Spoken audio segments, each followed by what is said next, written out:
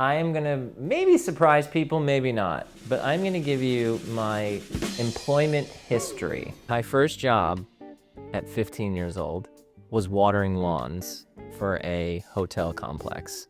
My second job was washing dishes during the summer at Saratoga Racetrack.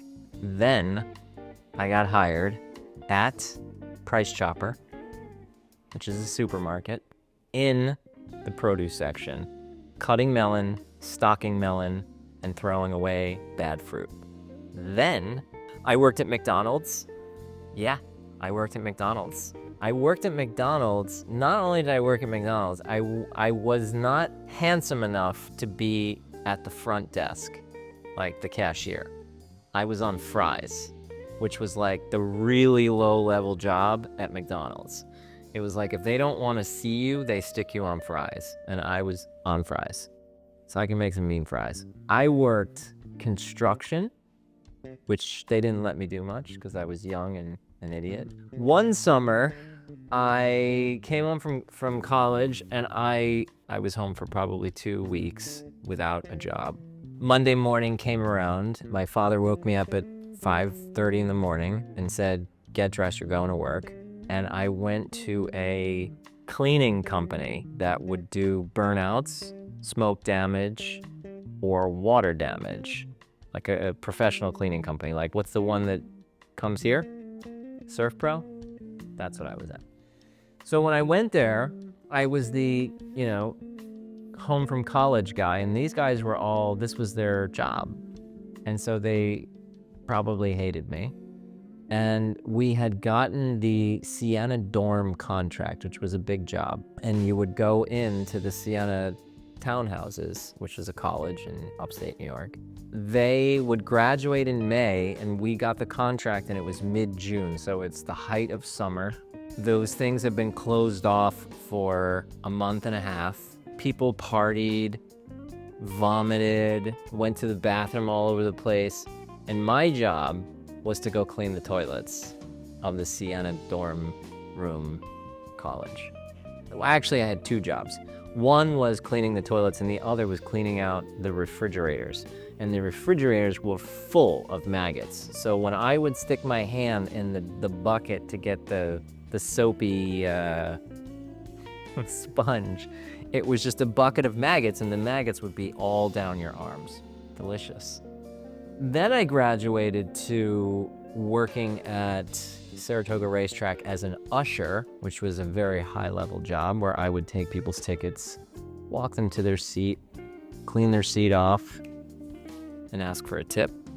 And the pinnacle of my pre-dental work experience was I finally got a waiter job when I was in dental school at Bugaboo Creek, which was a steakhouse in a mall, and you had to wear like a Bugaboo outfit, and you had to choose a Bugaboo name, and my name was Jed, and I looked like a Jed.